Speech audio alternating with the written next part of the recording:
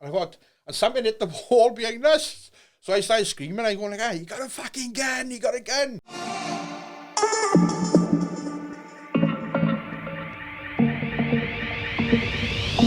Experience Real podcast. Yeah, Anthony, thanks for coming on, mate. Appreciate it. Yeah, no problem. But how are you doing? Yeah, going good. Thanks for having us on. That's all right, mate. It's my pleasure. So we got talking on Facebook after I posted the O-Band video. Yeah, enjoyed that. I probably checked your work out then. I'd look at a few videos. Sean George, Andy Powell. I thought, oh, good stuff, really professional. So. Cheers, mate. I appreciate that.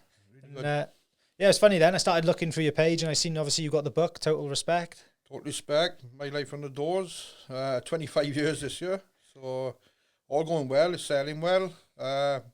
We released it about a year ago. Sold 1,000 copies. That was pretty local. And then once we'd, sold them all in our town, we then decided to put it on Amazon. And within a month of going on Amazon, it was in hot new releases. Then it went to #1 straight away in the martial arts category. But really? it's still a #1, I mean.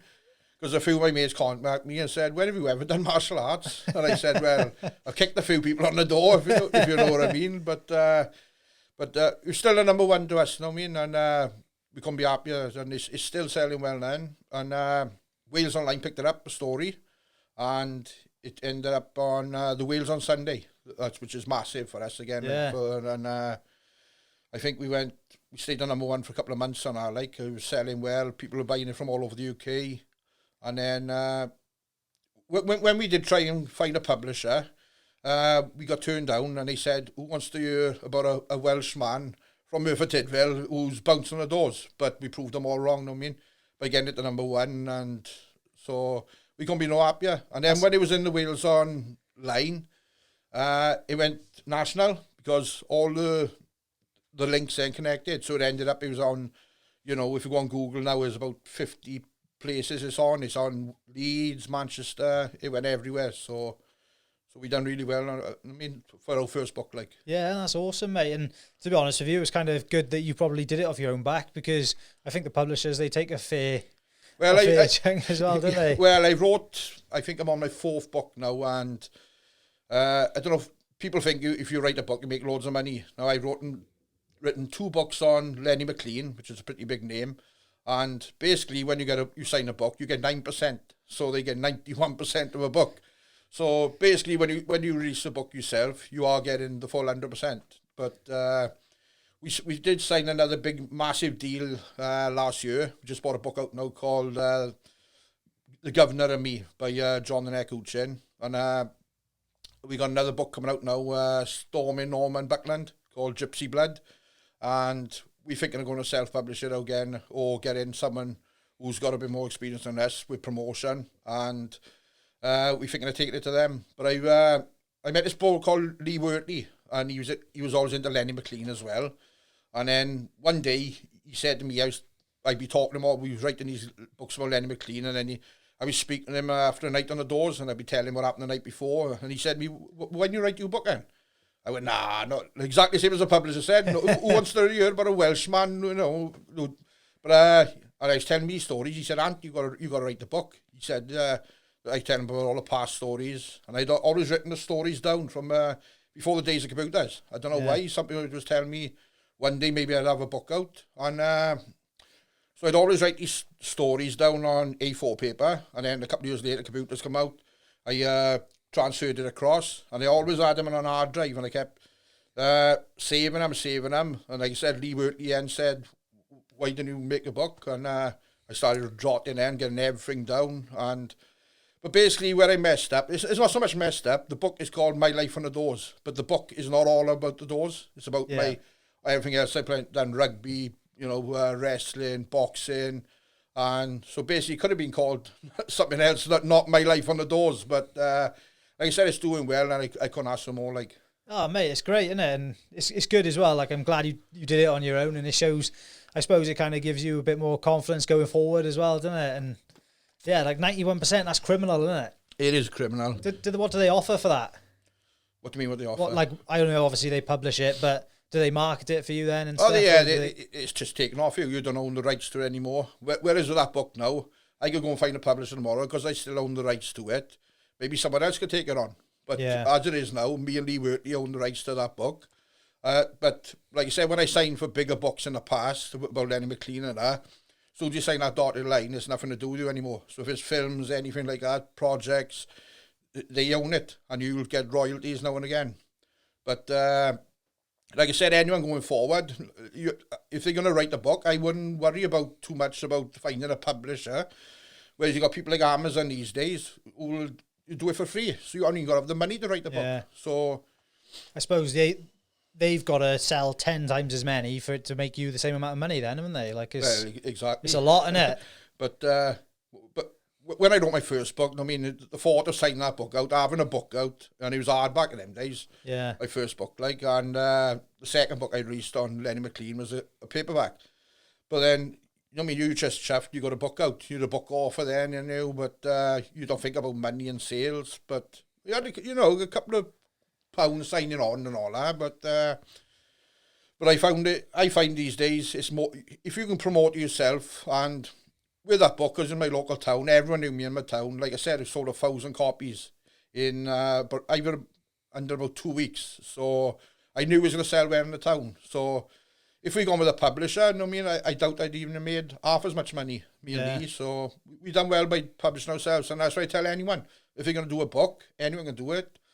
Just get it down, jot it down, go on Amazon. And they pay you for it. And I think if they only release it when someone orders it. So you aren't going to worry about backlog of having 1,000 books in your attic. But I was lucky, like I said, we had 1,000 books done and they flew out in 2 weeks. It was amazing. Oh, mate, I'm chuffed for you. It's great, isn't it? Yeah. So if you're happy, we'll go back to obviously some of the content in the book and go back to you grew up in Merthyr. Grew up in Merthyr Tydfil, Gurnis Estate. Bit of a fighting town, Merthyr Tydfil, always had a bit of a reputation. And like I said, fighting was never put into me from a young age. I was more into darts. My father was like a champion dart player in Merthyr. Oh, yeah. So me and my brothers, basically, we'd have a dartboard up in the passage and we'd be pretending we winning his trophies. There was nothing about fighting. I hated fighting. And people won't believe that when I say that. But it went, like some say it's in your genes and all that, but I did find out at a later stage I may have a possible great-great-grandfather from Ireland who was a fairground fighter, but we're still looking into that. So it could have been something there in the genes, I don't know. But like I said, darts was my main thing growing up. And then I said, went to school, bit of a plump kid, still got a bit of weight now, but... and we all... and then I had these big Shirley locks, and Shirley Temple locks, and then I got the nickname Shirley, so... And like I said, a bit plump kid. I was starting getting bullied at school, getting bullied all the time. Wouldn't tell my parents, trying to get out to school the next day, terrified of going to school. Yeah. And it really gets to. And I think I detest bullies so much these days. But then something come over me one day, started fighting back with the bullies. And by the time I got to 13, I was getting bigger. And I won't say the bullying stopped. There were still people who, now that'll go you. But then... By the time I got to 16, then something had clicked on, and I started drinking, going to pubs now then, and then started doing weights, getting bigger, stronger, and doing a few bags here and there. Didn't have a clue about boxing, just straight hit the bag. And then when I started drinking, going out to the people, maybe the gang fights when you're 17, 18, getting involved in a few fights, and then started knocking people out. It's the only way I can say it, but never started a fight in my life. That's not me, anyone will tell you that. And started making a bit of a reputation from there then. But bullying, it went on for years, and that's why I hate them so much these days, Yeah, it seems to be a common theme for people who get into fighting, or because you did a bit of boxing as well. Seems to be a common theme, doesn't it? It's they want to stick up for themselves and they end up being the hardest person in the room. Well, I did try boxing when I was 13. There was a local gym to me, and my mate went, and I thought this will help us out, innit? But they just had us in this corner skipping. He said, you got to learn to skip first. I'd done it twice, and I said, I've been a small boy. I couldn't skip, and I was it, packed it in then. But then later on in life, I got back into boxing, which I'll get around to later, and it went well, so... Yeah. But like I said, I didn't know how to fight, growing up. Didn't want to fight. Like you said, I was getting picked on all the time. And... something just clicked one day and it went from there, like. Yeah, I think like school's like a battleground, isn't it, really? It's like trying to figure out your place in it, and it's a lot of pressures.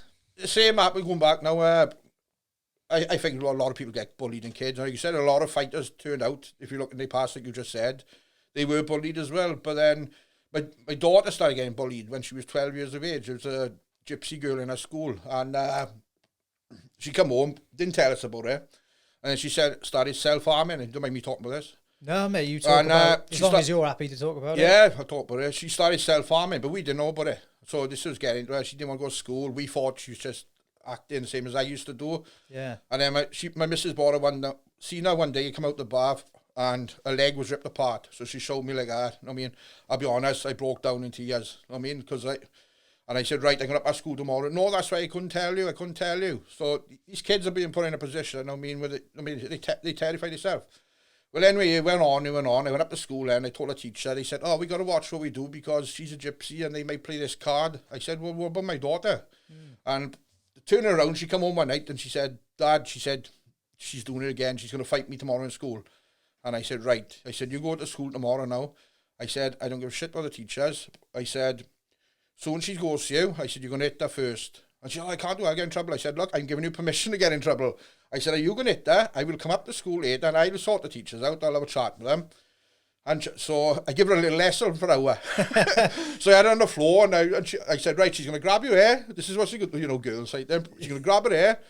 So I turned her out the floor and I showed her the ground and pound and do all this. And she said, so I can do this tomorrow? I said, yes, you got my word on it. And then I had a text in the morning. Dad, I've done it. I beat her. And a couple hours later, school ringing me, and I went nuts to the school. I said, yeah, I told her to hit the back. Oh, you have? But apparently there's videos going around then. Some, kids are filming there. But I said to teachers, I said, I'm all for it. I said, I don't care. She can fight her every day of the week. I said, it don't bother me. I said, but she's getting bullied. I said, I've told you about it. I said, she's self-harming. And I said, it had to go to a stop. I said, and that girl never picked on her ever again.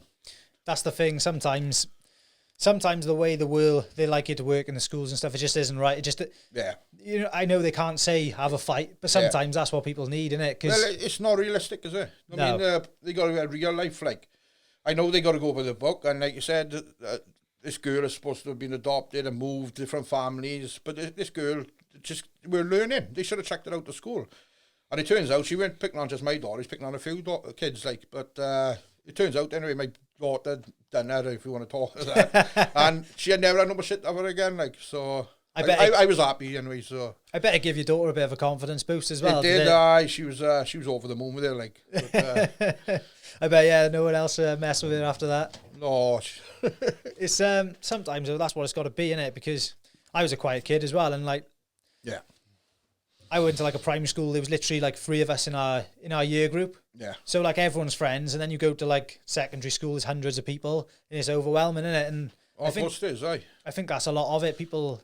And you always got the hardest man in the top 5 hardest in that school or that form in there. But yeah, everyone knows who's who, don't they? And yeah, but yeah, it's a crazy place, mate. So you went from school. Then you were talking about you started going out drinking and stuff. Yeah, I left school, no qualifications. Never went banking or anything. Just couldn't sink it into my head. I liked a few subjects like history and stuff, which I got into later on in life.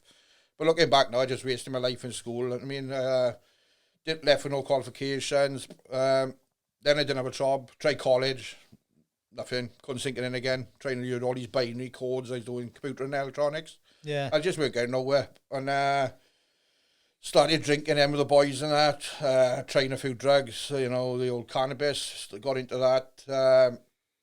We were sniffing vodka up our noses. We were just lunatics. We were just... a couple of boys had jobs, but like I said, we got town then, we was getting involved in fights, and then basically for a couple of years, I was like a town nuisance. I mean, I'll say it now, but I was a prick to bouncers, I was a prick to everyone, and just doing stupid stuff, who could outdo each other, and like I said, I was usually the winner. I'd go down, river weirs, with clothes on, with a police there. I'd be in restaurants trying to light fire to the tables, and just eating our food, me and the boys, and I'd just chuck the table up in here. Why? I don't know. You don't even tell me, but I just think things are growing up. And it got to the stage, like I said, I got involved in a fight in a nightclub. A couple of bouncers beat me up. I was just laughing at it. They were strangling me. I was close to stop breathing, and they pulled this one bouncer off me. And I ended up getting banned from the 2 main nightclubs in my town, Merthyr, and I was banned from nearly every pub. The only pub I was allowed in was like a local pub a couple of miles out of the town, like. But I was just a dick, you know what I mean? But the only way I got out there, I got offered to go boxing then. I was playing rugby by then. I played for 10 years at Dowlais RFC, so I was fighting every week with the rugby. Done well in the most promising player 1 year. So I was doing well in the rugby, but then I got into boxing. Now, wrestling I always wanted to do, but there was no wrestling classes. Yeah. And then I got into the boxing side of it. Mate offered me go boxing, and then I went to this training called the Slaughterhouse Gym in Merthyr Tydfil, and there was all these characters there, all these hard men, skinheads, and I'd been fighting them all for years, so I was a bit weary going there. And me and the trainer hit it off, and for the next year, I didn't miss a night, you know what I mean? I got involved with it. You can see how serious. And I think he sat me down one day and he said, right, this fucking about in clubs and, you know, doing this and making a fool of yourself, it stops. If you want to be a boxer, he said, I can't have you boxing for us and you being a fucking fool in town. And at the time, this other boxer offered me to go on the doors. Now, this is about 96, 95, it's about 25 years ago. And I was at the stage, I was involved in, I could knock people out in town, right, because I was pretty good, but I thought if I go bouncing, it's another level, you know what I mean? I'm coming up against then all the hard men and all that, and so I was like, so I turned it down. My arse went, I'll be honest. I thought, I'm all right. And he said, come on, you'll be all right. He said, I said, no. So my trainer nagged me in, the job was going, and I thought, wait a minute, I'm banned from everywhere. It's like, I can't drink nowhere. It's your way in, is it? All my mates going out. So I thought, I am training hard. I got a chance of a fight coming up, which I never thought I'd have, in a million years. Like, and so I took the job on bouncing. And first night, we ended up drinking all night, me and the boy. And I spending all my money, which I made. But then, so I soon got out of that. I thought, right. So I started saving the money up there, and I was doing all right. And then, I don't know, it's just grown up overnight. And it was like, I had no more need to go out and be a fool anymore. And I thought, and people started to respect. Like I said, I had a fight then. Couple of fights. Lost the first 2. I started winning then. And then, like I said, I went back to the nightclub. I thought I'll try it. And they said, right, we'll give you your last warning. We know where you'll be like before. I said, look, I've changed. I give them all that. And they trusted me and I got back into the clubs and the pubs. But do you think you were seeing it from the other side, like being a bouncer that calmed you down? Yeah. Because you realise how much hassle it is? Well, I done the doors about a year then, so I knew. And I don't think I came up against a dick like I was. I mean, I was throwing people out and getting involved and chucking people out and involved in fights. But there's no one as much, how can I explain, as a dick like I was. Like, I took a dead pigeon at the nightclub once, found her on the way up. I threw the fucking pigeon across the nightclub. I mean, hit some girl in the head. Like, and then I'm thinking, now if you tell me, if I caught someone doing that now, and me, I'd drag him fucking everywhere and get him out of there. But it's just one of those things growing up. Like I said, I got into boxing then. I was in the local paper, so the rugby, because I was doing well. And then when I got into the boxing, because I was picking up little niggles with the rugby, like snap my ankle or snap my wrist. And my boxer said, look, it's one or the other. So I was big that day because I had to leave. So I decided then, right, I'll go down the boxing career. I'll have a go of that. Like, so. Oh, it's good though, isn't it? So how far did you go with the boxing? I started off, I had it in my head, because I could knock people out in pubs and in fights, that I get in that ring, I'll knock everyone out. Yeah. And as soon as I put these gloves on, and you're going up another against, and I'm 6 foot, 6'1", but then I started going up fighting boys, 6'5", 6'7", and would want to kill me as much as I want to kill them. And so I was throwing these punches and I was thinking, fucking hell, I've usually knocked them out by then. So I found out how hard boxing actually was. And different to rugby, when you got a team behind you, when you're going in that ring on your own, and any boxer will tell you, as MMA fighter, you are on your own. You know what I mean? Yeah. So I got into boxing, I had a couple of fights, a couple of good fights. I then got invited for a super heavyweight, an heavyweight world champion couldn't pull out, and Enzo Calzaghe was taking a Welsh boxing team to Italy, Sardinia. They do it every year. So I had a chance to do it. I did 4 fights by then. And so I thought, I can't turn that down, innit? Yeah. So I had like 10 boys, Gavin the Rock, Reese, Bradley Price, all these champions of Wales now. And there's me with 4 fights. But they lent me the boys Welsh Fest. So, and because I was the oldest out there, because I was late starting amateur, I didn't start amateur boxing until I was 28 years of age. Never had a fight before then. And all these boys have been brought up, since they're kids, like. So I had the least experience, but because I was the oldest, they made me like a team captain out there. So we had these big things, and it was like 1,000 people in this first arena, and I had to bring the Welsh flag out, it was amazing experience, like. But I had 2 fights, this police sergeant out there, and he did 107 fights. He'd been like multi-time champion, but first fight, I remember a quick little story. I come back, it's supposed to be an exhibition. Because I'd only had 4 and he did 107, and we was the main event on, and he was a stocky little fucker, right? Police sergeant, like I said. So I comes back, and they said, it'll be an exhibition, 3-round exhibition. I comes back at the end of the first round, he's knocked me fucking everywhere. I can't get at him, right? He's only 5'10", he's like a Marciano, but he knew how to get under, so he's boxing my head up. I come back, and I turned to Enzo Calzaghe, and I said, I thought he said it's an exhibition. And he went... He slapped me across the face, and it's on video, he slapped me across the face, he said, are you a fucking man or a mouse? And I thought, well, if I knew it was real, I would have gone in real, not with the mindset of an exhibition. So, anyway, I come back, I done well the next 2 rounds. But what happened, we got into Italy the day before, and we were supposed to have done a training session, but we couldn't find Enzo Calzaghe. So, we all went on the fucking beach, didn't we? We all got burnt to a crisp. And so... I had fought this police sergeant on the one night. The next night, we were travelling 200 miles to a different town, and I'm fighting this police sergeant again. But by now, all the blisters had come out, so it was like 3 or 4 boxers couldn't box because they were so bad at blisters. I had just had a few. I just passed it. So I boxed this sergeant the next night, and I thought I'd pipped it. It's on video. I thought I just pipped it. But they give him the decision. I didn't mind, but it was experience. Yeah. Like, went to a big hog roast. But the only thing is, I'd taken all the blisters off me in the fight. So they were just red raw. So I got up the next day, and I said, the pain was immense. And so we had to go to a local chemist. And so I put all his cream on, and we had a 30-hour drive home on this minibus now. And he got Bradley Price messing about. And I'm like, I just turned him once and said, fucking stop me now, I'm going to fucking knock out myself.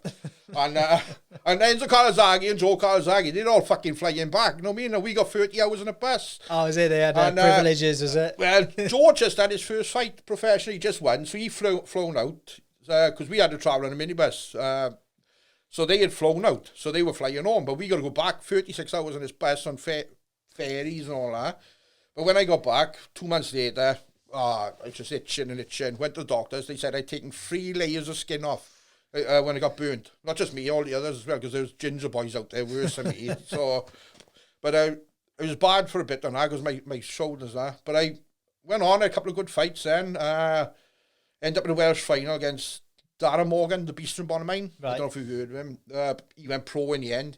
He was coming up. He was 20 stone, and I only had about 4 or 5 fights by then, I think, and I lost him in Ebervale, 1,000 people in the super heavyweight Welsh final.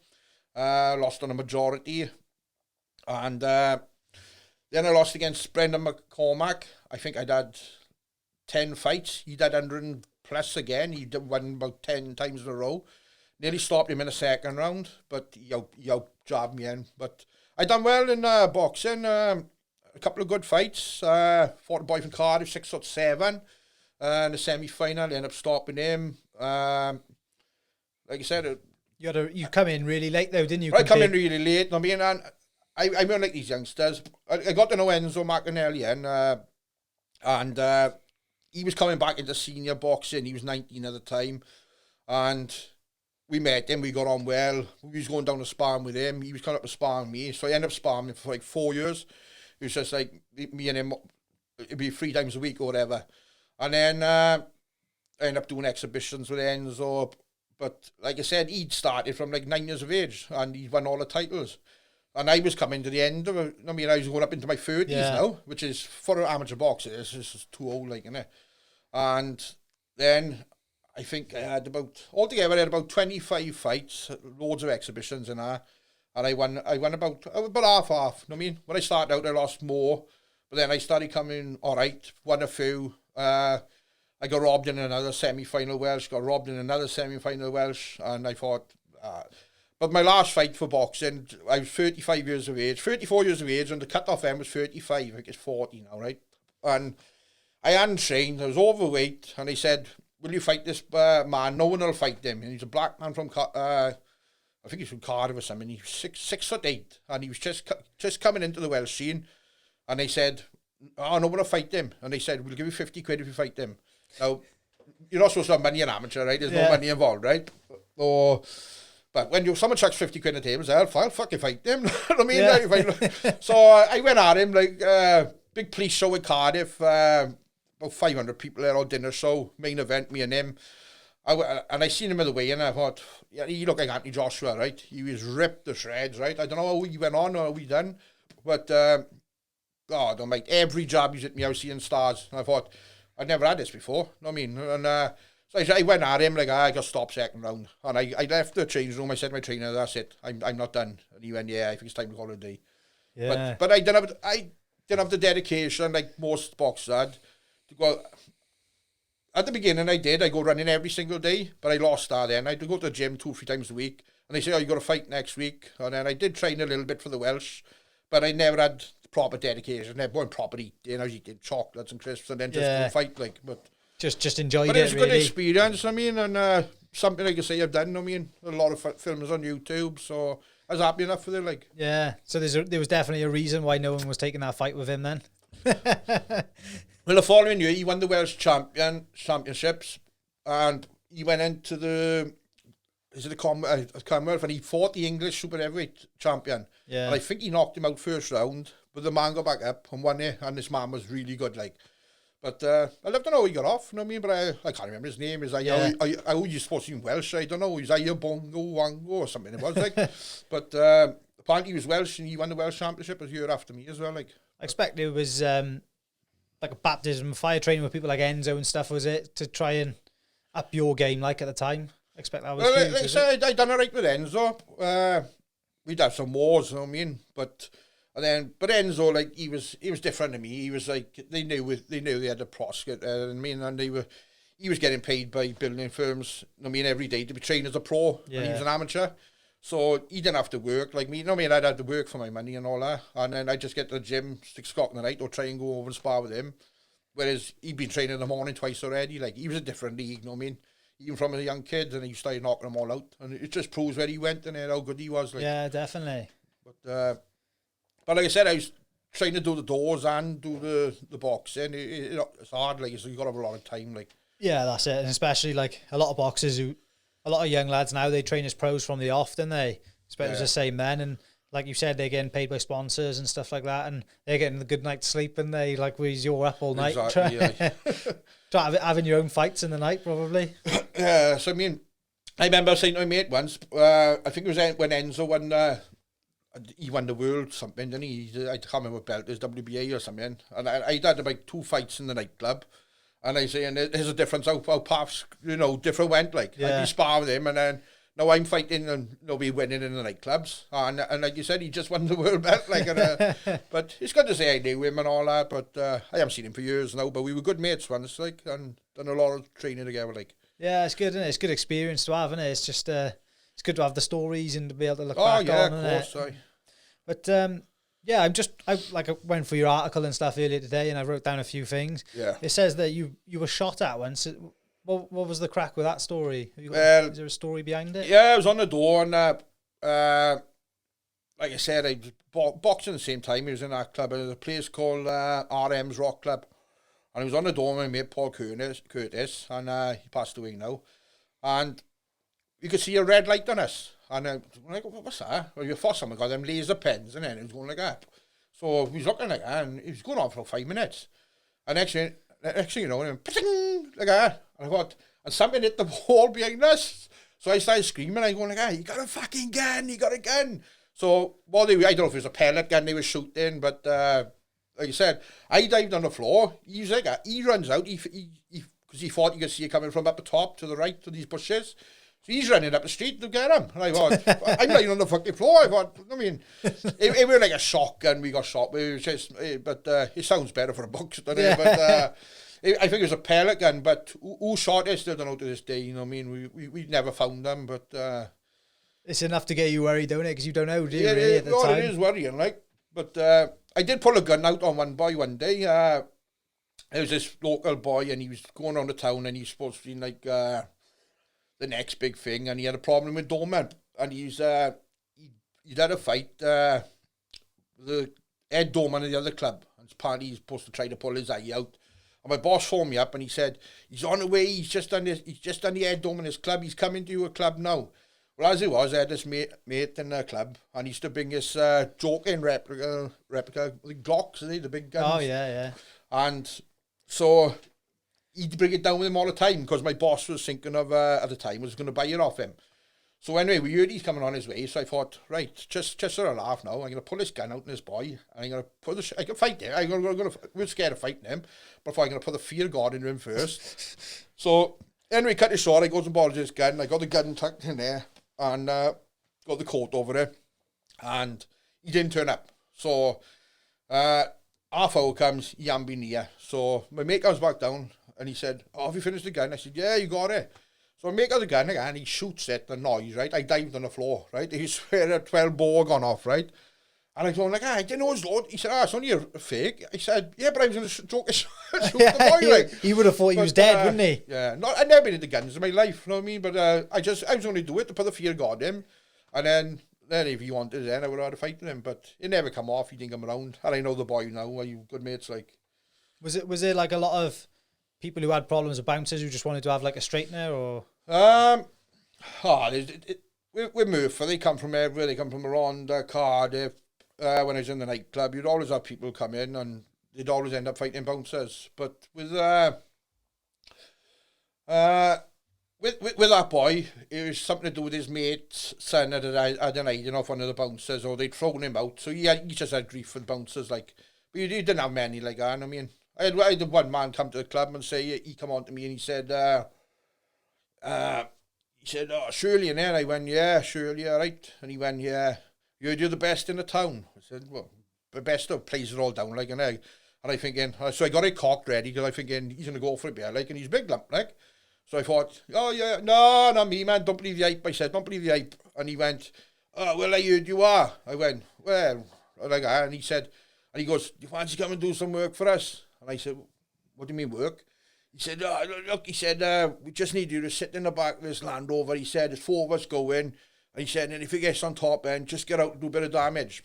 And I said, I knew where it was going. I mean, it was drugs in it or something like that. And I said, "Nah, I'm all right, mate." And I thought, I mean, I'm not going down that road. I mean, I'm against drugs. I mean, I'm nightclub trying to fight drugs and get people out. And then you want me to go and, I think he offered £500. He said, "We'll only be a half hour." And I thought, where could I lead then? I could do that, and then I could be, then following weekend, we got another one. And then I could end up like these Essex boys, 4 of us in a Land Rover with no fucking faces left. But I just got out of that straight away, like, you know what I mean? But it's an easy road to end up. You can't turn back, can you? Because they've got you then as well. Because they've got, well, if you don't do it, you've got all this information on you for things you've done. Yeah. And it's just it's a hard cycle. I'm not going to go down that route, like, but like I said, I know the boys, all right, like, but they were into that side. I knew they were into that side of stuff as well, like, so I wasn't going to get involved, like. Yeah. So you've had a couple of other incidents. What was the one? Did you get run over the one night? Yeah, I got run over one night. Basically, we'd had a big fight in on a Sunday night. I was working with my mate Wayne, and it's like a rival gang from, I think it was Rummy and Murphy. They all met up, and there was pool girls going everywhere. So me and Wayne were trying our best. We were trying to drag him out, get him out there, pull pool girls off, shirts ripped open, and just went on for about 10 minutes. Managed to get them all out. They're all fighting on the streets. There's blood going everywhere. And then my mate comes out and he says, "There's a girl in there. She started going at me." And he says, screaming at me. I said, oh, don't worry. We were still full of adrenaline. I said, don't worry about it. So anyway, a couple of minutes later, this girl leaves like that, and she's going, you're a fucking dead man. You're a dead man now when he comes down here, and he comes down here. But it turns out the girl was best mates with my girlfriend at the time, and her husband, her boyfriend, was like the head doorman of the town. He was another hard man, and he was... So I said to Wayne, I said, what have we done to her then? He said, but apparently she was saying to Wayne, you could have stopped that happening. And he said, oh, well, we couldn't stop it. We had a word with him. We give him a, calm it down, boys, are you going out? He said, but then he kicked off. And what happened? She got it then when he went off.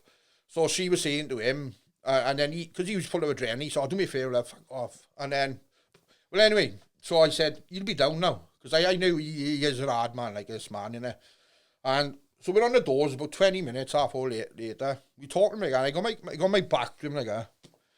And you hear like a car screech and the brakes coming on. He went, like that. So I just turned like that to the left. And the car is coming towards us. You got a straight road coming down past the club entrance. The car is coming in our way. So it's whacked me on the side of the legs. I've hit the wall and it's hit my mate head on. So he's gone down on the floor. If he wanted to kill us, you want to put them brakes on. He could have ploughed into us and he would just crushed the both of us. But obviously, he was slowing down. So he's hit us at a pace. It's hit me over, it's hit him over. But then he stopped right in the doorway of the club like that. So basically, then, I just looked like that. He's on the floor. I looked like that. And then something clicked in. I thought, right. And I had a can of Coke on the window. I grabbed the can of Coke. I smashed it at the front of his window. And he's looking like that, and he's screaming. He's still got his window down. He's going, I'm going to fucking kill you. I'm going to kill you. So my head gone. I tried to put my fist through his window. I was going, get out. Yeah, he smashed it twice like that. First thing he does is how clever he was. Instead of leaving the car there and just get out to fight, but if police had come in, he'd be gone. He's doing jail for years. He reverses the car back straight, goes down 20 yards and parks in the lay-by. But he could have done that first of all instead of hitting us. So he's parked in the lay-by. I'm trying to get my mate up, drag him up the floor, going, get in there. His legs are gone. He's going, no, I'm not leaving you. In all fairness, I'm like, tough fucker, like. And next thing you know, this man's run across me.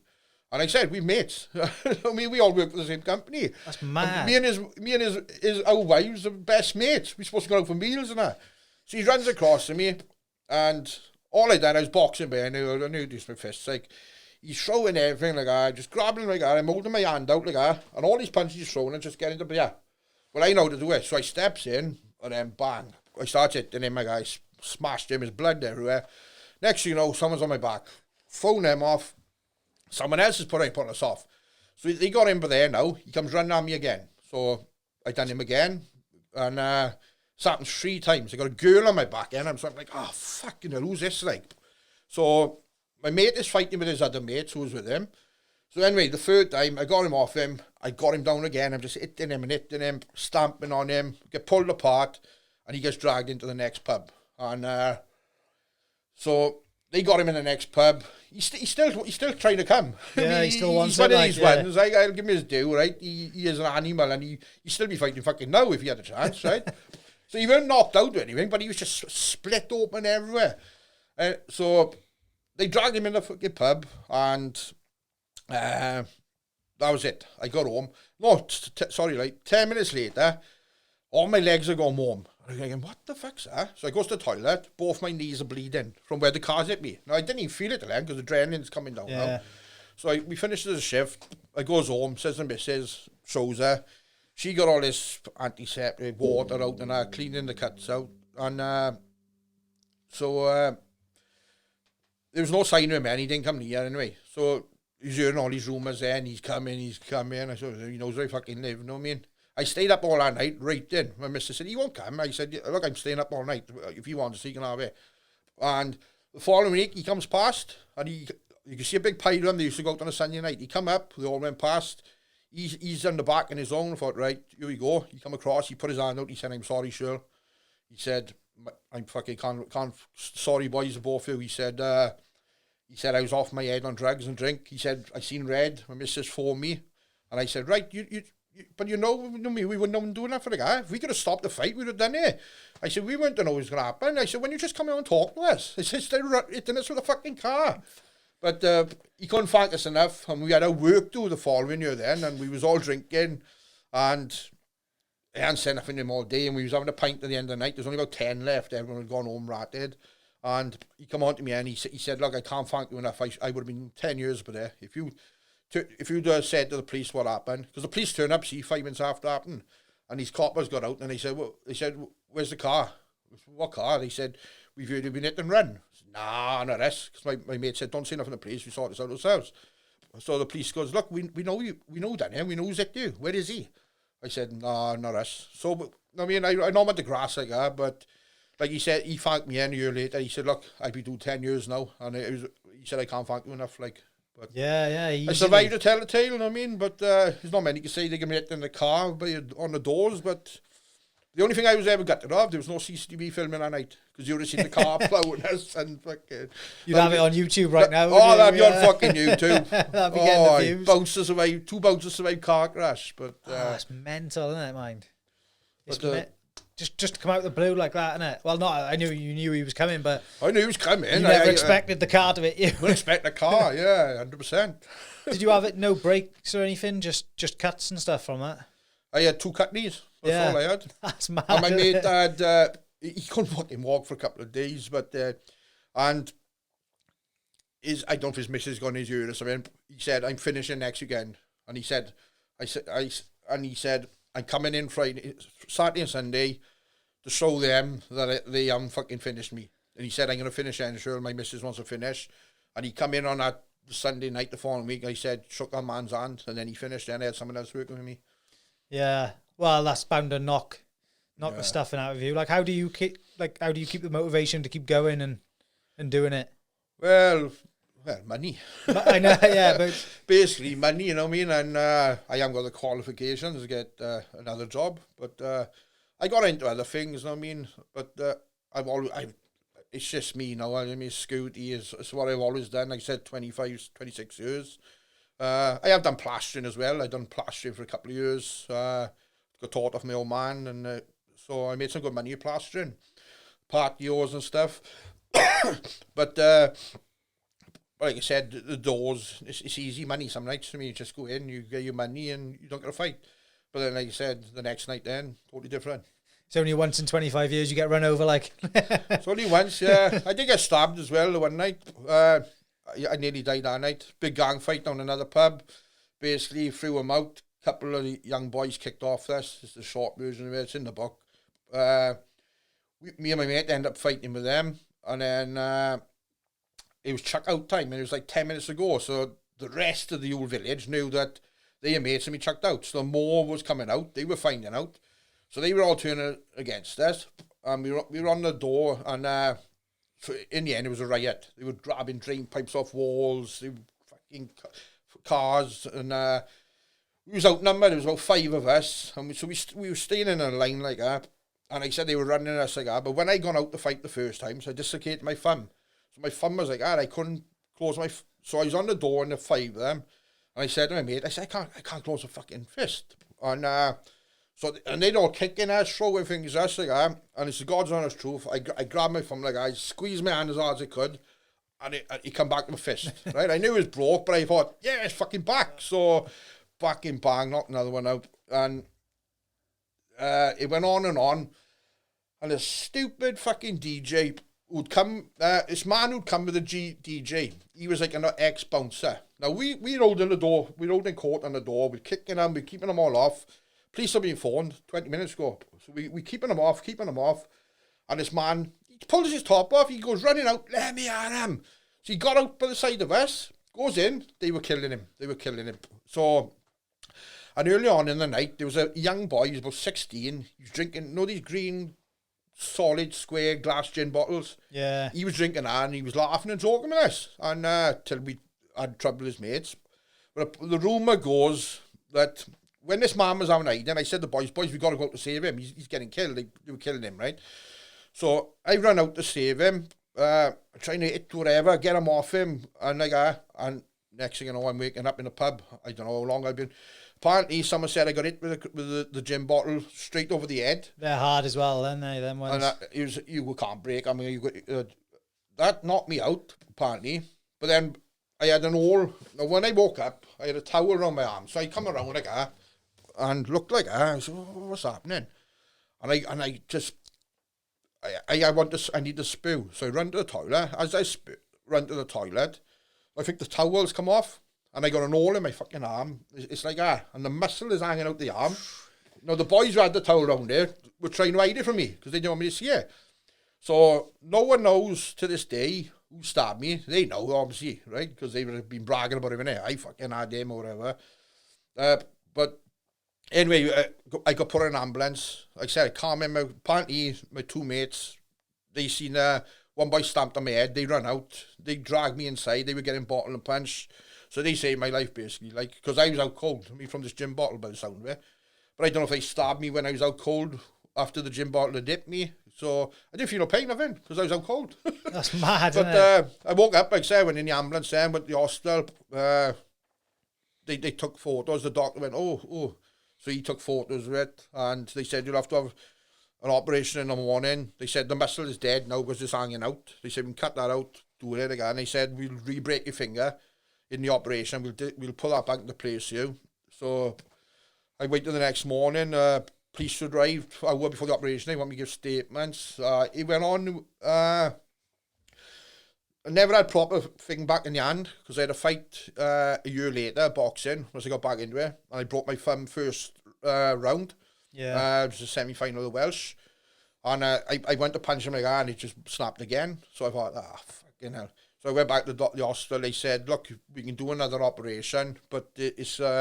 you'll never box again. So I said, no, I'll leave it. I said, don't worry about it. Have you got photos of the muscle and all that? Yeah, it's in the book. Photos? Yeah, it's in the book. It's in the book. I'll try and get a photo of it put up as you were speaking then, because I think I seen one on your Facebook maybe. Have you got one on your Facebook? It's on the Facebook, on the Total Respect page, like. Yeah. But like I said, I was... but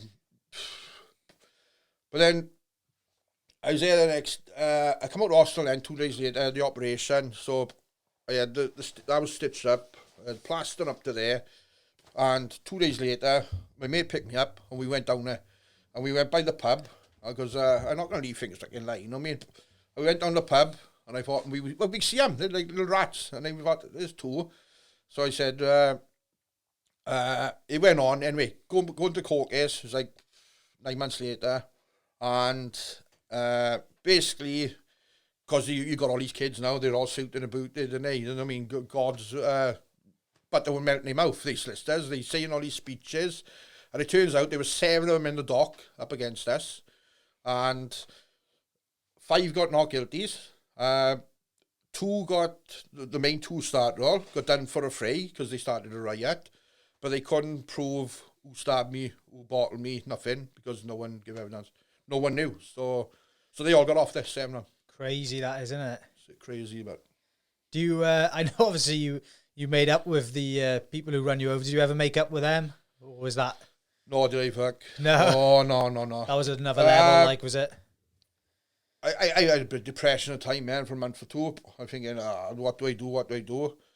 And then my boss came over with me. He said, look, come back into work, he said. You got a bit of a name, you know people anyway. He said, they listen to you without fighting, some of them. So I went back to the nightclub, still in plaster. Yeah. And I started working still in plaster, 5-6 weeks later. Crazy. And funny what this one local Indian messed up, he kicked off. He got up on the table, he started pissing on the table. And my mate, Chris Chapman, was chucking him out. And as Chris was chucking him out, I got the plaster. I hit him over the head with the plaster. But it was only for a laugh. No, I mean, they weren't like I was smashing him with the plaster. Yeah. It was coming to the end when the plaster was due off. But then, like I said, I moved on from that club then, and I got offered to go to the Vulcan and different places. But there's so much happening in my life. I mean, I was having trouble in the Vulcan, truck boys out of there. They threatened to come back to my house. They lived by me, they did. They burgled me when I moved in a year later. And it was like this local gang, and they burgled me. But they wouldn't even lie. But so I seen one of them in there, and someone said he's dealing in the toilet. So I said to my mate, go and have a word with him, because they know where I live. They live a couple of doors from me, they're going to kick off. So my mate puts him out for drug dealing. And then 20 minutes later, he spots me. There he is, there's the big boy. And they thought they run this estate, right? Which they basically did, right, before I got up there. And then like I said, they burgled me. And then he said, I'm going to put your windows through now. I said, whatever. And so I was finishing the shift about 2 hours later. So I'd phone my missus. I said, look, I've had a bit of trouble, blah, blah, blah. And she said, all right, no problem. So her mother goes up to stay with her. And then I get home, but that was 11. It was only a pub hours then, right? So I get home, and I goes in there. They said, oh, he's been here already. I said, oh, he's been here, because I thought he's all chops, full of that, innit? So as I'm talking to them, the security light comes on. And I used to have like a garden there with all these cornfigure trees, right? So I couldn't see who's around the trees. So I thought, here we go. I said to my missus, don't go out. I said, no, I got to sort this out. So I opened the front door. He's going, come on, you fucking steroid and this and that. I never take a steroid in my life, right? I've always been pretty big on the shoulders and that. And he's calling me out like, come on, I fucking run this estate and all that. I said, oh, look, mate. I said, you won your war. I said, I don't know shit. And next thing you know, pulls his fucking baseball bat out. He comes running at me down my thing. So I puts my hand up, got him on the floor. So I'm holding the baseball bat on the floor. Next thing you know, there was one hiding on the bastard trees, hits me over the head with the iron bar. So he split me with the iron bar, but it did knock me out. I don't know. So I go onto the side like that. I managed to get up. And I said I'm boxing at the time now. So these are only 2 11-stone boys. So I'm boxing, and they coming around me, and I'm thinking, I got to make a move here. So I thought, right. So the one guy, like, he got to hit me with the baseball bat, put my hand up, caught him, managed to go on the floor, got the bat. One is hit me over the back of the iron bar. And so as I've got the bat, like I got it. He's released the baseball bat. I got it. So I fucking whacked him one. Got up like the one with the iron bar. He's like So I met him with this baseball bat. They tried to say, they can see I was overpowering him in the end. No, I got a baseball bat. Yeah. I mean, so they start running off. So I clipped the one's leg. I'm fucking hitting him with a baseball bat. They've gone, innit? So I'm full of fucking blood. The iron bar. I got a white shirt and I'm covered, innit? Police have arrived. I've given them the... And what it was, when this was happening, my mother-in-law was on the 999 to him. So they were hearing everything, hearing them screaming, hearing them, they're killing him and all that. So all this was on recorded, right? So basically, and coppers come. I said, look, there's the baseball bat. You will have my prints on it, but this is what they bought to use on me, I said. So this one copper said, look, go up the hostel, get your head glued up or whatever, stitched up. So I goes up the hostel, but I thought I'll go to the nightclub first and say to the boys, look, do me a favour, go up the house later. I've just had problems, like, the missus on her own with her mother and that. So he said, yeah, right, we'll go up there. So the phone call then, my father-in-law, he said, no, these boys, he said, they'll run off. He said, aye. He said, an ambulance has just turned up the street. I said, aye. He said, they're screaming.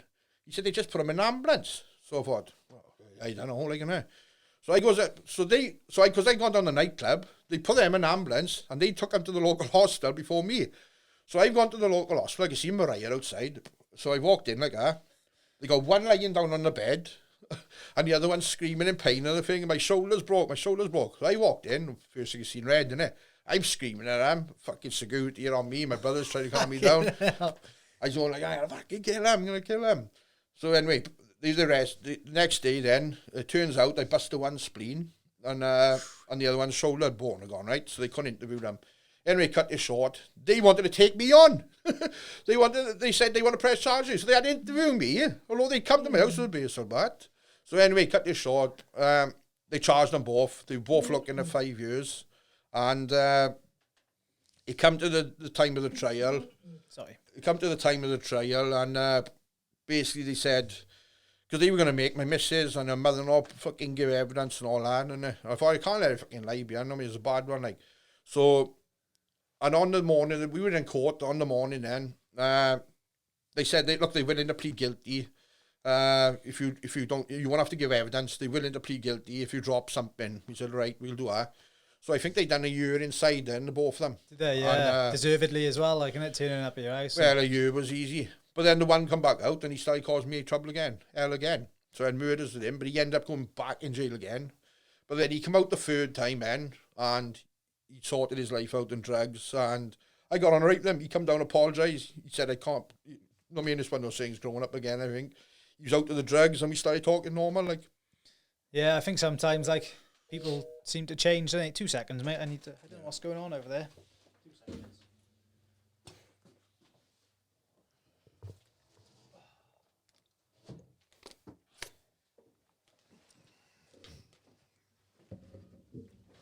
Happy days. Yeah. So, yeah, that's mental, isn't it? But I think sometimes people need that. He probably had a bit of time to reflect, didn't he, when he was inside? And Yeah, I think the third time, I mean, he's a lot better after that. Like, but I had problems with his brothers. They making threats as well. I was ending up fighting with them. They apologised in the end as well.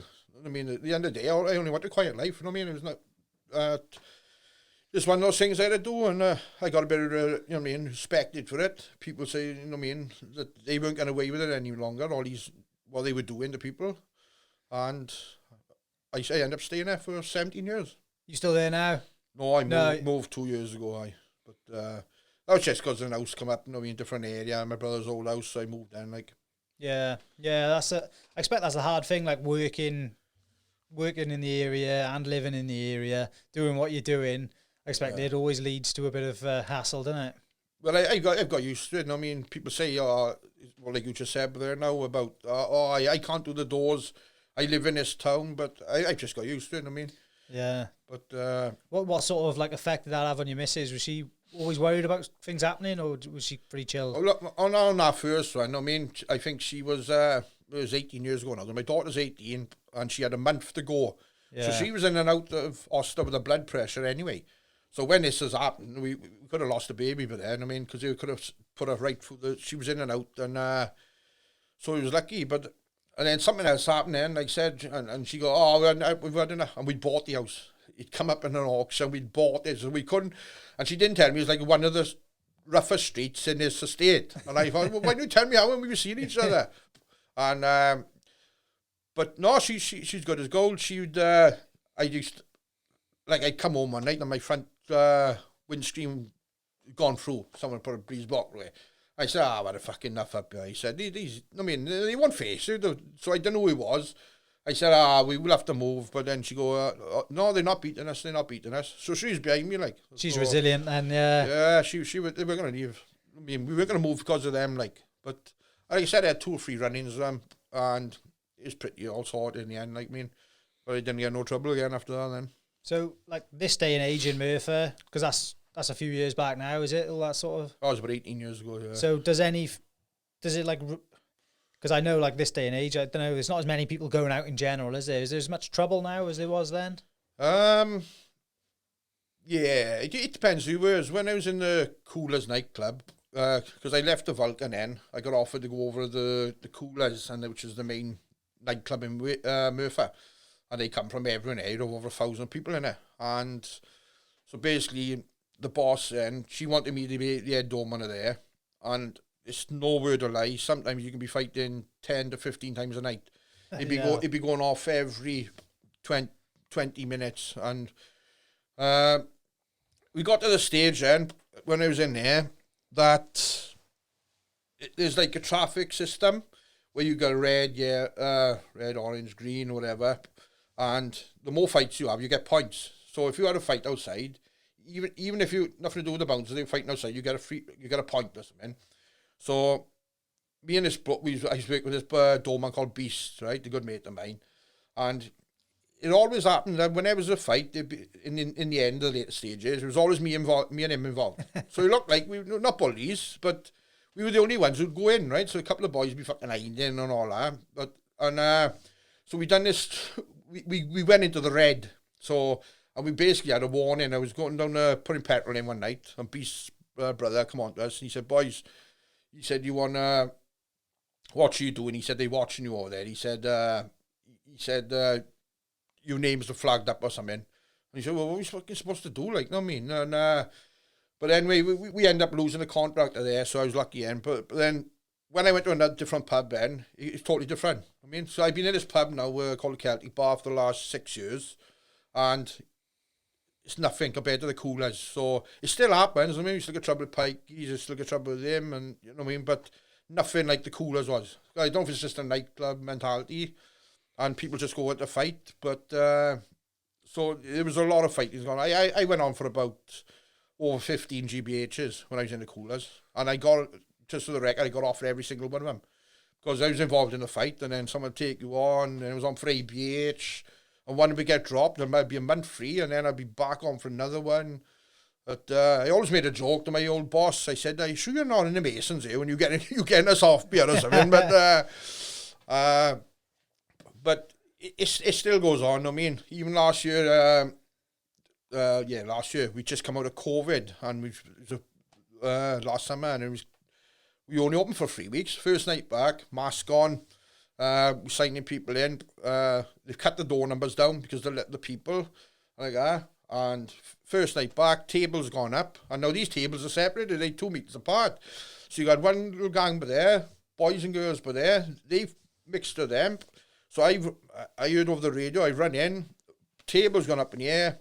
I grabbed around the boy who threw the table. I've taken him out. He's turning to me, frothing at the mouth. I'm gonna bite your fucking nose off. He's trying to get me. So bump, fire exit, threw him out, and so it never calmed down. I mean, it's always going to happen. Like, I mean, pubs with a mixture of drink and drugs, I don't think it's ever going to. Exactly. It's never going to end, is it? And I fancy drugs have gone worse. I mean, you haven't got better, like, because whereas before people would just be doing cocaine, the bigger boys you could afford it. Now it seems even the fucking young girls are on it, boys, everything. It's just everything's gone cheaper, and what's in it? I don't fucking know. Like, you know what I mean? Yeah, I know. Like when I was going out a bit, I'd say. It's got to be like 80 to 90% of people out, isn't it? Well, this day and age, it's crazy. It's people you'd never even think would be doing it as well, isn't it? But you never stop drugs. I mean, like I said, it goes with the drink when you're out. Like you said. Yeah, it's mad. I'd say about the same. 90% of that pub, probably something on something. I think that's hard for a lot of people to hear who are like disconnected from it. You'd never believe it, would you? But exactly, it's the same. Like I used to go out in Abergavenny a lot, down the Auberge and. Oh, the Auberge, I worked there once or twice. Have you? Yeah. Yeah. Yeah, I don't know. How does that compare to working up? I found the Auberge quiet. I only done 1 or 2 nights when they were short. I've done a few. I've done a couple of years, months in Brecon, Harley's bar. I had a few running with a couple of boys up there, local boys. I don't say their names, but I know the one well now as well. He joined our Melton Acting Club. Is it? Yeah. And I had a bit of running years ago, but we didn't fight or nothing, like. But they were supposed to be the boys, the main men up there, like, and problems happen, but nothing big come of it. But I worked everywhere. I work hard everywhere. So I've done a lot of, not just bouncing. I ran a scooty firm myself for a couple of years. That went well. Found out that was a really hard to run here. There was 48 boys working for me. I'd done that for 2-3 years. A few problems with payments and guards stealing off the sites, and it was a lot of money, and in the end I couldn't keep it going, like. But done a lot of bodyguarding work as well, a lot of stars, done that in my time as well. Yeah. So it's not just bouncing on doors, I mean, I'll go wherever the money goes, like. Did it say in that article you with the bodyguard for Pink, was it? Yeah, I done Pink in Swansea. Funny story behind that, because my mate needed three of us went down there, so we was in this team. There was 17 of us. So I thought, no, my luck, I'm going to draw the short straw. I'm going to be outside on a gate. I won't even see the concert. So they were picking numbers. They said, right, we need 5 for the mosh pit or whatever they call it. So my mate goes like, I thought, I got my hand up, like, I missed it. I thought, fucking mosh pit there. I'll be watching us singing. So I thought, there's 2 of us left. And then someone just said to me, Shirley, he said, do me a favour, you're on VIP. I went, oh, right. I thought 2 left now. I'm fucking out. It's like the old picking teams in school. Like, in school, I'm the last one. I'm not. But he said, you're on VIP. So I goes up the side of this stage like I know. And you got all these people coming up. Yeah, I'm here to see. I said, yeah, you got a fucking gold, whatever it is, a VIP pass. So I'm there, but I can still see her. And then, so I'm there for about 6 or 7 hours because it's an all day thing, innit? And then the boy who was actually on stage there, but an hour before the concert, or half hour before the concert, he says to me, do you fancy a change or? He said, I'm bored up here. He said, I said, I go on then. So turns out I went into his position and I was fucking watching Pink on stage. So I'm there, like, I'm looking out, there's about 50,000 people, and then there's her taking her clothes off, and I thought, okay, now, does this get any better, like? But, yeah, it's a good experience, like, but we didn't get our money for a while, I thought, but we had it in the end, like, but yeah, I've done loads of stars, like, I've done a lot of Coronation Street and EastEnders, because when I was in the Coolers nightclub, we'd have a special guest every Friday night, so we had some good ones there, like, I mean, we had porn stars in, proper, I don't know if you know them. No, I'm going to say no, but, like. There's all pictures on the page, like, but we had porn stars in, EastEnders. We had one of the, I can't remember his name now. He went into EastEnders. He was one of the big boy bands, blonde hair. He was in EastEnders 2 years ago. I can't remember his name. I'll have to have a well, think. he come on stage once, and so I'm on stage. We're watching like that. We've done Abby Titmus. There's another one, and he was only on about 5 minutes, and he went to sing a song, and there's about 500, 700 people. It's a Friday night, so we weren't as busy as normal. They booing him and booing him, and next thing you know, so we're looking everywhere. I'm on the side of him like, you see a can coming out, like, the light there now. He's got a can coming over, and it's coming towards his head. And my mate, little Ray, he dived in front of the can, he took the can for him, and what we had to do, me and Beast, because we'd be the main two, would have to watch him all the time, we'd have to do like a turtle shell around him and get him out. So like I go one side, he's outside, because as soon as somebody like, you just got to get him out there, like. So we get him to the backstage, we got him out, like, we just apologised. But he didn't mind, he had his £2,000 pay, and he sang one song, so... Easiest night of his career, probably. Oh, very. We had Robbie from EastEnders in one night. All right, yeah. With the dog Wellard. Robbie Fowler. Yeah. Oh, that's him, yeah, well. We had him in one night. Did he bring Wellard? No, he done his routine. And then he used to take the stars downstairs, and they could come in and queue and have photos taken them. So we taking him downstairs again now, and there's no one that's queued up for him. So he's here like that, and he's going, oh, I'm sorry, Robbie, like that. Gives him his money, £2,000 or whatever, £1,500. And he went, do you mind if I stay? No, our boss at the time, Vicky, God rest her, she passed away last week. She'd want them stars back in her car and out of there, right? Safely, like, yeah. Right? So she got nothing, right? And then you got him asking, could he go back in the nightclub and drink? So she went like that, she come on to me and Beast, she said, boys, don't take your fucking eyes off him. So we went back in like that. You know what, he must have had 500 photos of people. So I don't know if anyone didn't know he was downstairs for this photo shoot after. Yeah. But he stayed till the end. 2 o'clock, we couldn't get rid of him. Yeah, a great night, we did he? had a good crack with him, like, but we was laughing, and he shot all these women up. But yeah, he was a nice bloke, he was, like. Ah, fair play, mate. So, like, this whole bouncing career's led you to some awesome places and met some awesome people. Oh, I met, like I said, I'm in Doctor Who at the moment. I mean, do security and all, like, but that's been lucky since COVID. But yeah, I've met loads. I mean, like you said. Sorry, so you've done like the book for Lenny McLean. Yeah, so, like, how did that come about? Like, what's your relationship with him? And because I was a doorman. I remember having a video of when the doorman, Chris Chapman, he said, "Oh, look at this man fighting." He said, "Lenny McLean, the governor, they call him, from London." So I looked like that. Oh, fucking hell! He's an animal, isn't he? Doorman as well. And I don't know if it was because of doorman as well. I just got interested in him. So Chris gave me a few articles. Then I started collecting stuff myself. And then he had a book coming out called The Governor. And so I bought the book, read it, and I was just hooked, like. So at the time, computers just come out. I didn't have a computer. My brother had a computer. He made a website, the Lenny McLean website, which is in his 23rd year running this year. Now it's still going. It's still running. And basically from there, and I said, he passed away at my cancer at a young age, right? So we'd missed his funeral. We was going to go up to his funeral, even though we didn't know him. It just felt like we knew him, like, all the boys. Yeah. Everyone looked at these doormen, looked up to him. So I started going into it, run his website for years. And then one day, people been saying these stories, and I thought, oh, why not grab these stories and make a book into it? All these stories. So basically cut it short, and I bought out the book called The Governor Through the Eyes of Others, or all other people's stories. So that done well, and then I carried on running his website. I got to know his son, his daughter, and then I met, like I said, this Lee Wortley, who I'd known for like 20 years through the Lenny sites. And then basically we went and wrote a book together called The Governor Reveal. So it's like more stories. The book company wanted 70,000 words. Now we'd already written 100,000 words.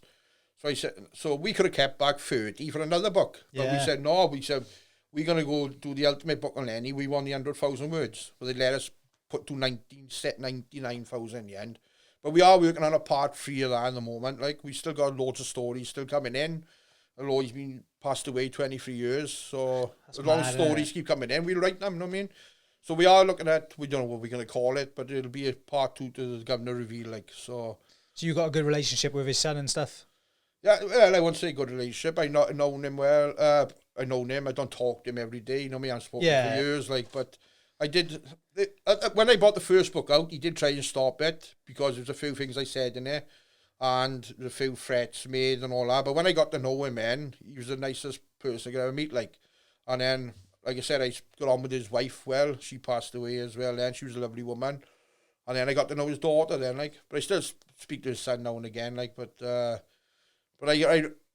I got into the gangster books through my mate wrote a book called Street Fighters, my mate Juggy, Julian Davis, and I travel all around the UK with him, meeting all these hard men, boxers and gangsters, people like Bartley Gorman, King of the Gypsies and all that. And so, because he got into it then, I thought, well, I can write a book. And that's how I basically got into it, because he got into it and I could see how he done it and interviewed him. I just done the same with Lenny, and I said I'm on my 5th book coming out now as well, with this one as well, so. Oh, fair play, mate. It's awesome, isn't it? It's awesome. It's going well, the boxes, I seen as well, and you class Charles Bronson as a friend. How's that come I about? class him as a friend. He's a fucking nutcase, but. I'm just quoting the. Yeah, I know people but they take these things and they newspapers and articles. But basically with Charles, I did used to write with him. Like I said, when I got into the writing side of it, Julian then took over Roy Shaw's page, right? He's another legend, hard man, gangster scene.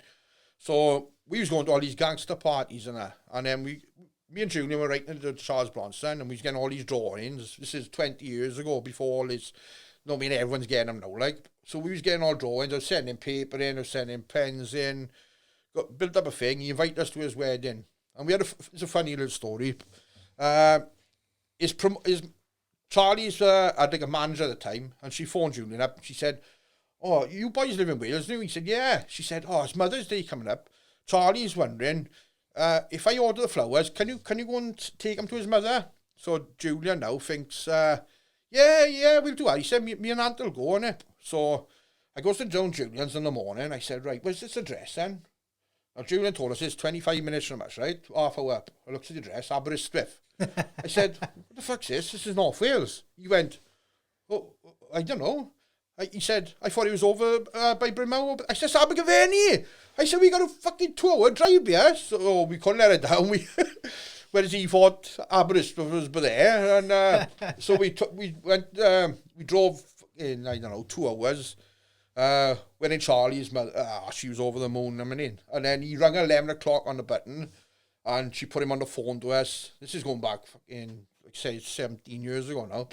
So we spoke and but then, like I said, I lost it. Didn't get in touch with him anymore. I wrote the Lenny book then, my first one, and he did do me an art drawing. He done a write up for Lenny's book, and then. But like I said, I got involved with all the gangsters then. I was going to meet the other people. I was going to gangster parties. And then, going back about 3 years ago then, Lee Wertley's just wrote a book now called Bronson and Me. It's about Charlie's wife, Paula. Well, I run another page with Lee called Gangnam Podcast. We started this about 6-7 years ago. And we got in touch with Paula because she was marrying Charles Bronson at the time. So we got her like her. And then I went tits up. But Lee was in touch and he was going to write a book for her. So we got invited then to go to their marriage as well. So yeah. I think I'm one of the only people to be invited to Charlie's both marriages, you know what I mean? But the first one didn't work out, the one I went to. So it was basically in Dave Courtney's pub. Like Charlie can't be here, obviously. They got married in the day and they were having the function in the night. But then... So we went to that. It was a good night. I mean, all these gangsters there, Lambriano and all that, Roy Shaw, Joe Pyle. But like I said, I didn't make it to the second one then, and she went and passed away then. But like I said, Lee got a new book out now. It's gonna be a cracker. But so sad I was So yeah, that's mad, isn't it? It's mad. So you just kind of get talking to these people, just a bit of networking and networking, exactly the same. Like I said, someone. Like I said, I meet this one man, and then he say. I contacted him for interview Len McLean. He go, have you had thingy? And I go, who's that? And he say another name. So he'd put me in touch with him. Then I'd be in touch with him. So I ended up then on the first book. Because Julian had met this bloke called Stilks, who had a book out as well. He was on TV and all that. because Julian had met him, I mentioned Lenny McLean, or Julian had to him. So he's invited me up to London then. So she said, come up to London for a week, stay with me. You can work the doors in the nights for me. And I'll take you around doing the interviews in a day. So I end up bouncing in London as well. I've done a couple of nights. Wasn't in much trouble. Nothing different down here, you know what I mean? Yeah. But I didn't have to put no one out. But like I said, I ended up doing all interviews in London and meeting this gangster, this, this boxer, this hard man. And just got to know them all, I mean. But it's always gone well. The websites, I kept going. I got hacked and taken down. I built it up one stage, the Lenny McLean. I think I had 97,000 fans or members. And then someone hacked into it, boom, gone tomorrow. And I think, and do I start it again now? Do I start it? I've got to keep his memory going. You know what I mean? And not in it for the money. Never have been in it for the money. You know what I mean? Like I said, there's not much money in books and I never made anything. I just keep his name going and all that. Like. Yeah. Oh, mate, it's cool, and I respect it. Like, it's awesome. I'm sure you got hundreds of stories you can tell. Oh, I got thousands, but... But, yeah, well, everyone who wants to check out Anthony's book, Total Respect, Life on the Doors, mate, thank you very much for coming on. I appreciate it. It's good for people to hear some real talk, and, yeah, I'm sure we could sit down and have another chat again in the future. Yeah, no problem. I just want to get across, I mean, I went from being a dickhead in the town, pisshead, I mean, just turned it all around. Like I said, good job. One of the most respected doorman in Merthyr and my town. And, I mean, started history sites, started, books, and just proves anyone can do it. I mean, if I can do it, left school, no qualifications. I just believe anyone can do it, I mean. Definitely, mate, and I think that's good for people to hear, and it's good for people who may think they're down in the dumps and they can't achieve anything in their life, that they can go on and they can persevere and get through it. Yeah. Yeah, thank you very much.